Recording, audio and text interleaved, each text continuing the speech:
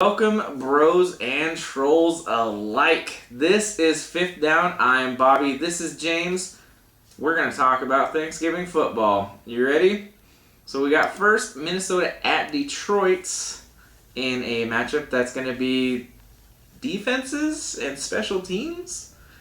Last week, each team had a defensive score as well as a return. Defensive return, yes. Yeah, so there was a pick six on both sides, and then each team had a kick return or a punt return, a return of some sort.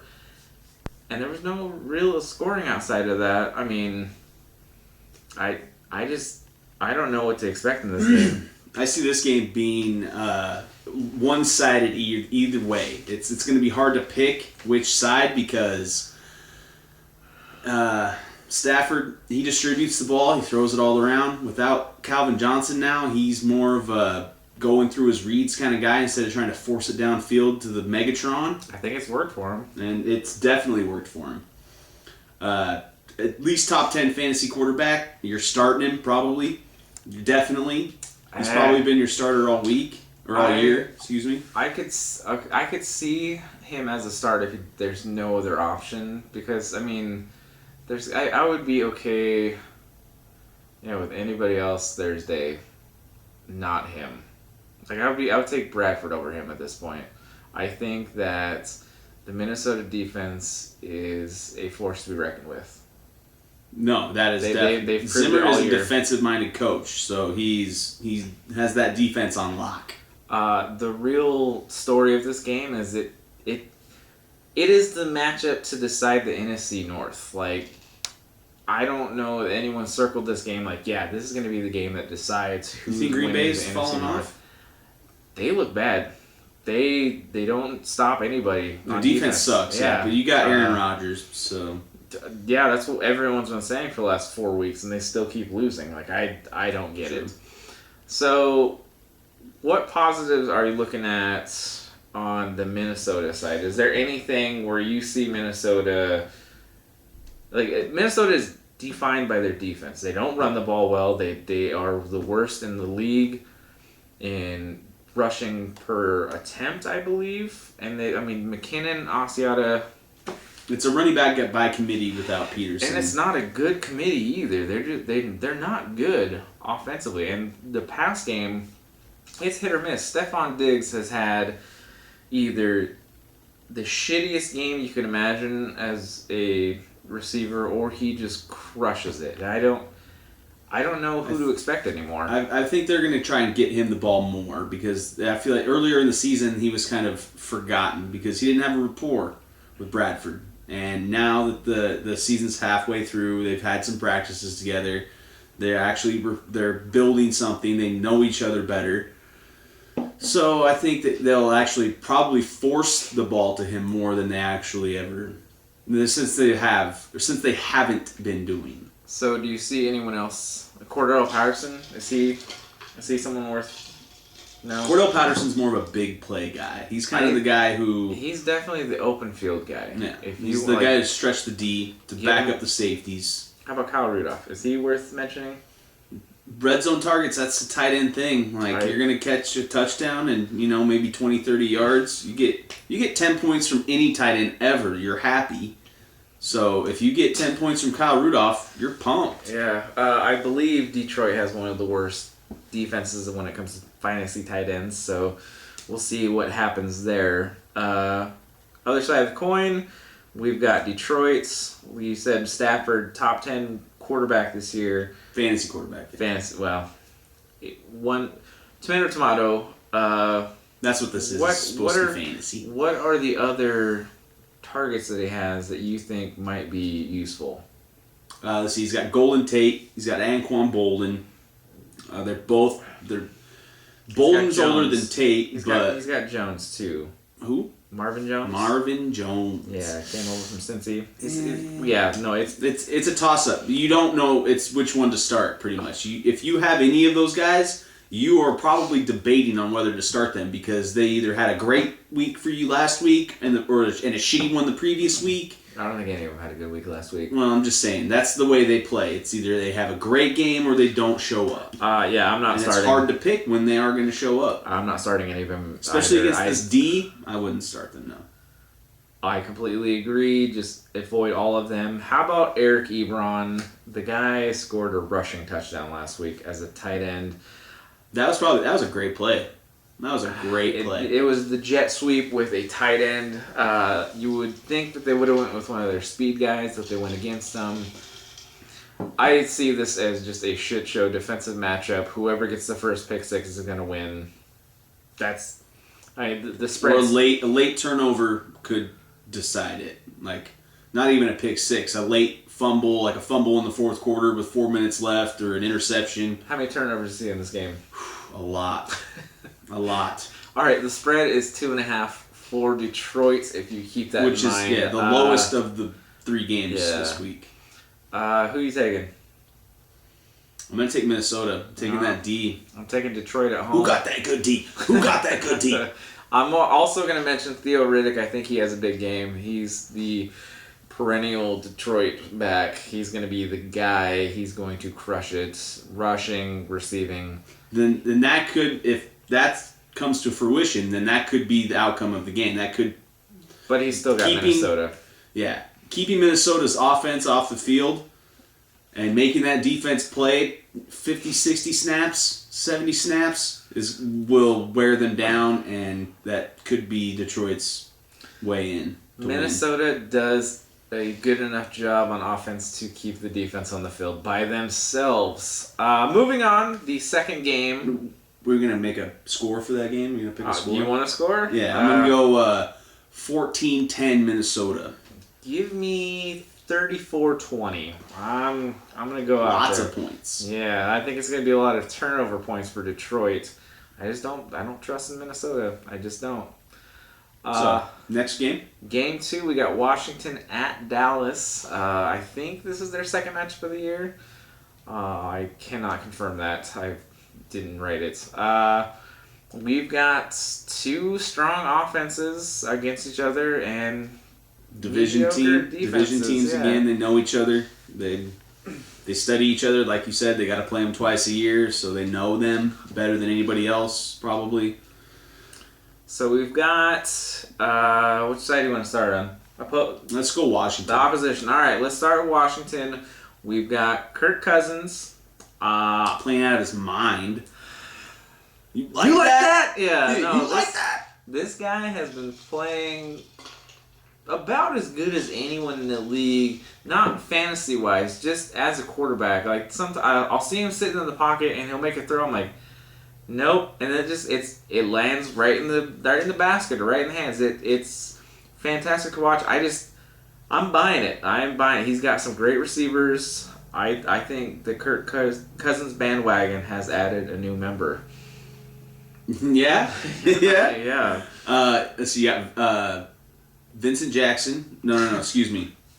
Deshaun Jackson. I'll get this part. So we have Deshaun Jackson. We have Jamison Crowder. And we've got Pierre Garcon. Not Deshaun. Fifth down. This is what it's all about. Oh, man.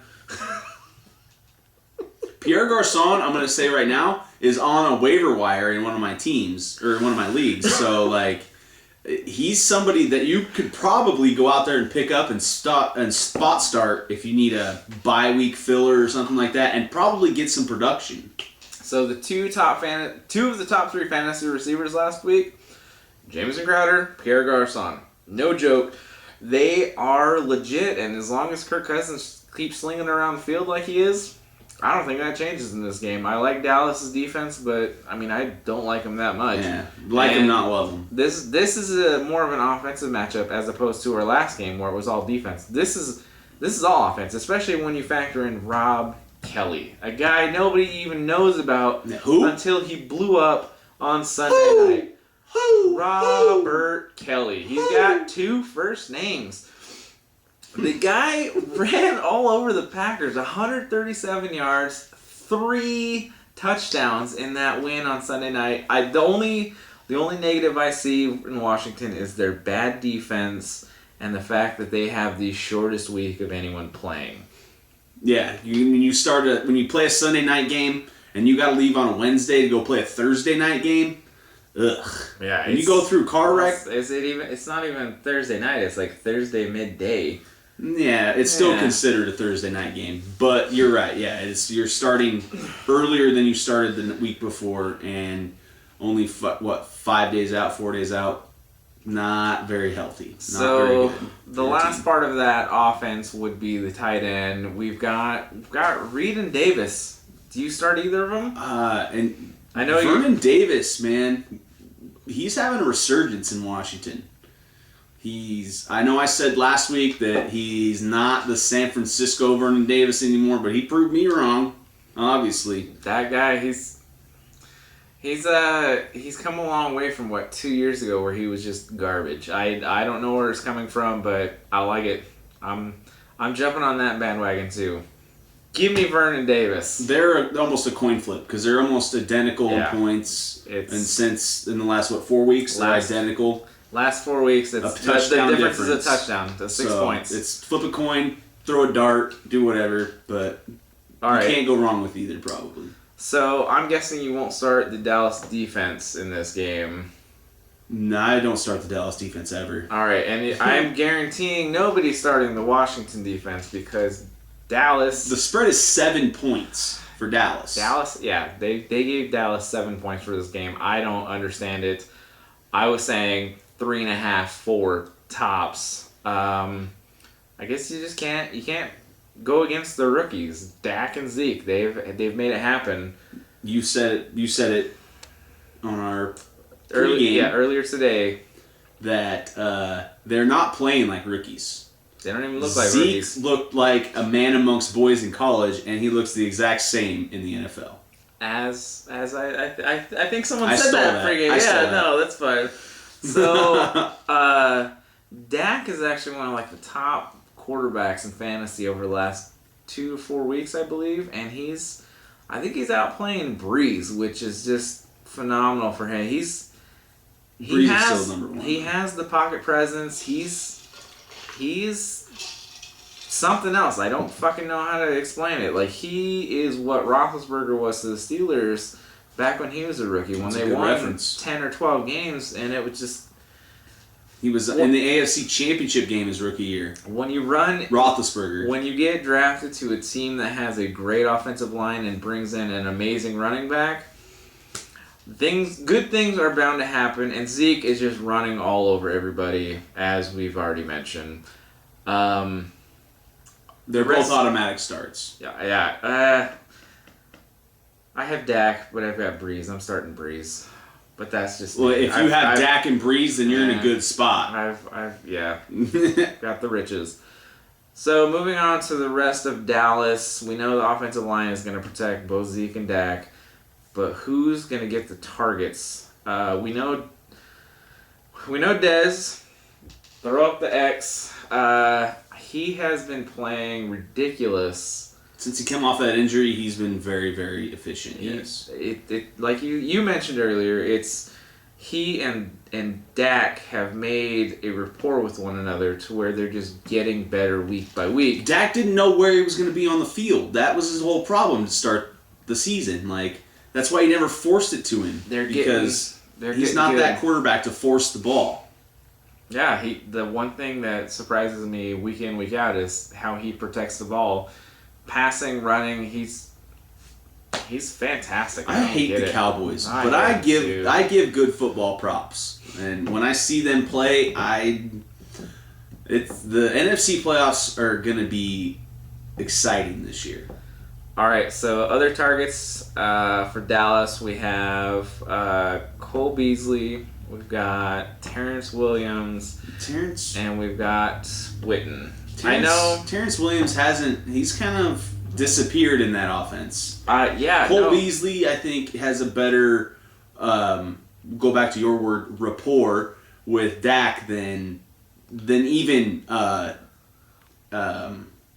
Dez or Terrence Williams. Wow. So I just think Dez is just the better athlete. He can go up and get the football, and Dak can be a little more a little more reckless when he throws the ball because he knows Dez will go up to get it over anybody that's covering him. I think Williams is hit or miss guy. He's had games not recently, but he's had some flex good games. if you need no, nonsense. If you're starting him, it's on a whim because you have something in your stomach's like, yeah, I'm gonna start this guy. I think Beasley and Witten are one and the same when it comes to that offense because they're both. It's weird that they're both security blankets for Dak because if he needs a short yardage play, it's going to one of them. If he's scrambling, it's usually going to Witten. If he's dropping back and you need 3 yards and you get a 3-step drop, he's going to Beasley. They are the security blankets, and it's working for them. They don't turn the ball over. That's why they're... When Dak's out of the pocket, he's looking for the big white guy. The big white guy. Cole Beasley is tiny. Yeah, the big white guy. Out of the pocket. I agree. So Dallas is a 7-point spread. Who you got? I got Dallas in that game. I hate them, but I'm picking them. I'm not gonna not pick them because I don't like them because I don't think they're gonna cover the spread though. I think that's gonna be a closer game than even Vegas is predicting. So I got Dallas 24, Washington 20. I agree that it's going to be a closer spread, but I've got Washington. Like I said, Cousins bandwagon. I'm on it. Give me 27-24. That Rob Kelly, that 2 first names, I'm all for it. I'm buying all Redskins. Who? Yeah. Who? I mean, that Washington football franchise. Yeah, is it kind of weird that they're playing on Thanksgiving? No, probably not. Yeah, against Cowboys, nonetheless. Yeah, God no damn shit. it. Like the NFL, like they're kind of doing some subliminal messaging there. Brutal. And then the wrap-up game of the night is Pittsburgh at Indianapolis, and we don't know if it's official yet, but we're pretty sure that Luck might be out of this game. For concussion protocol is no joke in the NFL now. The lawsuits they're going through, they are not going to allow anybody on the field that even has the slight a bit of concussion symptoms. And I think it changes the game, and Vegas agrees. They're giving Pittsburgh 9 points. 9 points. That's unbelievable. But can you blame them? Pittsburgh still has the 3 Bs. Mm-hmm. Big Ben, Bell, and Brown. And you can't. I got them all. You can't go against it. Those guys, they've been playing at a high level outside Automatic of one starts game. every week. Yeah, no question. I don't care who else you have. You're starting all of them this week. You might even throw in Eli Rogers in there because he has. If you need tight end help, yes. He's a receiver, but that's all right. Oh, Jesse James. Excuse me. Jesse James. Jesse James, if you need tight end help, will probably be a factor in that game. I'm going to disagree with you on this one. I'm okay with Jesse James if you don't have any options. He's got a new tight end that he's been throwing it to. Oh my god, I can't think of his name right now. Do you think that the second and third Pittsburgh wide receivers will have a factor in the game because they'll double cover Brown and stack the box and they'll force him to throw it at other people? The problem with the Indianapolis defense is they don't play well. So I think Brown goes off, Bell goes off, Roethlisberger has a huge game. Sammy Coates, if he can catch a fucking football, will have a good game. But I think Eli Rogers has become the second target for that team. I don't know of any Steeler you don't start. Even their defense I would start, especially if Luck is with no luck, that defense is going to have a heyday because they're just going to be able to tee off. They're going to be able to load the box and just rush the shit out of. Who's their backup? I don't even know. I don't have. It's not Hasselbeck. He's retired. He's doing fucking Monday Night Football. I still have no idea. Ladarius Green is the name for the tight end that you're looking for. He had the only red zone target 2 weeks ago or last week. On the Indianapolis side, Yeah, I don't know who their quarterback might be. They might not even know at this point. But in any case, if he's not there, McAfee is going to be scared to death because he's going to be on the field a lot punting that ball, and he doesn't want a foot to the face like Brown did last year. Antonio. Yeah. And he might get one or two the face. Yeah. McAfee. Maybe Antonio will go hug the goalpost again. Just jump into it and just give it a bear hug. Going to the Indianapolis side of the ball. Is there anything that they can look forward to if Luck's not there? Is like Frank Gore. Frank Gore's a plus play this week only because they're going to have to rely on him a lot. That Pittsburgh defense isn't the steel wall or steel curtain, that it used to be even in the early 2000s or even in when did they play the Packers? 2010, 2012, 2011? No, it was like 9 or 10, right? I don't want to say it was 11. Anyway, they're not even that defense anymore. They're definitely not the defense that played the Seahawks. Their defense They're definitely not the defense that played the Packers. So it's going to be interesting if they can establish the run and just throw it enough to get by. So do you think? I think Turbin's the backup in Indianapolis. Do you think he gets any play? Former Hawk. Or do you think it's going to be a full complement of Frank Gore? Gore? Maybe on third downs and maybe some passing downs, but Frank Gore can catch the ball too. So if you have any of the receivers, we've got T.Y. Moncrief. I don't remember. With a new quarterback, I don't trust any of the Indianapolis receivers. I don't trust Dorsett's any of them. the third guy.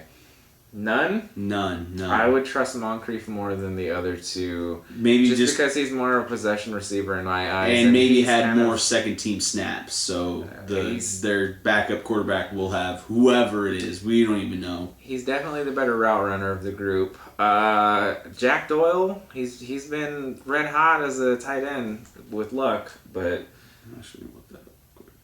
All right. I think that it's hard to start anyone on Indianapolis. Frank Gore is the only guy that I'd be content with outside. I really don't like any of them other than Frank Gore. Scott Tolzien? Tolzien? Tolzien? T-O-L-Z-I-E-N. No Luck. Ugh. And we got some guy nobody's ever heard of. I've heard of him. No, you haven't. Yeah, he was a backup. Will this be his first career start? I don't think so. So give me a score. No Luck, or if Luck decides to show. This might be the game that blows the spread out of the water, even at 9 points, because that Pittsburgh offense is fucking on fire. And that Indy defense sucks. Even though the Pittsburgh defense sucks too, they will get more stops, especially against the backup QB. So this is the big game that I see. I see this game being like 37 or 38 to maybe 14. Maybe they get some lucky touchdowns. 38-14 Pittsburgh. Wow. I think Pittsburgh scores a couple quick touchdowns early, but then they kind of slow it down. I've got 28-17. I don't think the Colts score that much. Obviously, because you just said they don't.